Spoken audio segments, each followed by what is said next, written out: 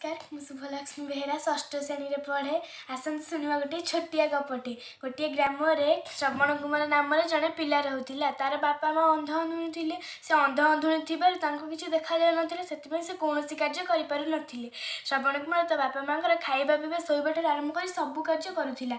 से श्रवण कुमार बापा माँ श्रवण कुमार पर बहुत खुशी होते। दिने श्रवण कुमार बापा माँ तीर्थस्थान बुली जावाई मना कले। से एक कथा श्रवण कुमार को कहले। श्रवण कुमार हाँ भर कहले आओ आम का सका उठी जा।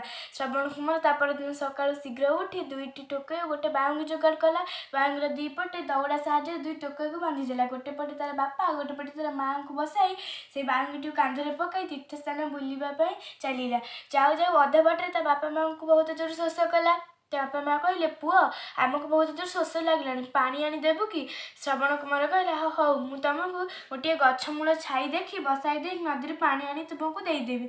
से आउ कि बाट गला गोटे नदी पड़ा। से नदी पाखे गोटे बरगछ थिला। से बरगछ मूल छाई श्रवण कुमार तार बापा माँ को बसाई दे नदी पानी आने को गला। से समय जंगल में दशरथ नाम जड़े राजा पशु शिकार आशार आसी से पशु शिकार पाऊन नदी कूल शब्द शुणी से भाविले नदी कूल कौन गोटे पशु अच्छी बोली से हाथ में धर तीरटी को मारिदेले। से तीरटी जा श्रवण कुमार छाती में पशिगला। श्रवण कुमार तले पड़गला बहुत जोर चित्कार कला। राजा मनीष चित्कार शुणी दौड़ी आसिले और आसी देखिले जे गोटे श्रवण कुमार छाती में तीरटी पशि जाइए और से पड़ी बहुत जोर चित्कार कर।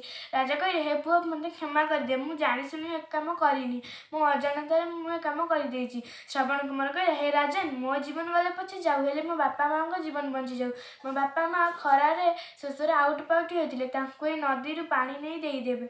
राजन कहले हाँ मुझे देदेवी। यह कही श्रवण कुमार प्राण त्याग कला। राजा नदी पानी नहीं श्रवण कुमार बापा माँ पाखक गले और बापा माँ को पानी देले।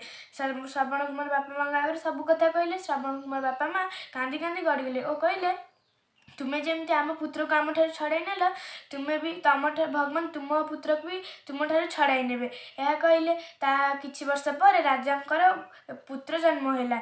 पुत्र जन्म है पुत्र 14 वर्ष वनवास जाइए। यही कष्ट दुखरे राजा बहुत कष्ट पाउथिले। एथिरु आमे यह शिखिले जे आमे अन्य को कष्ट देले आमे दिन ना दिन कष्ट पाइबा।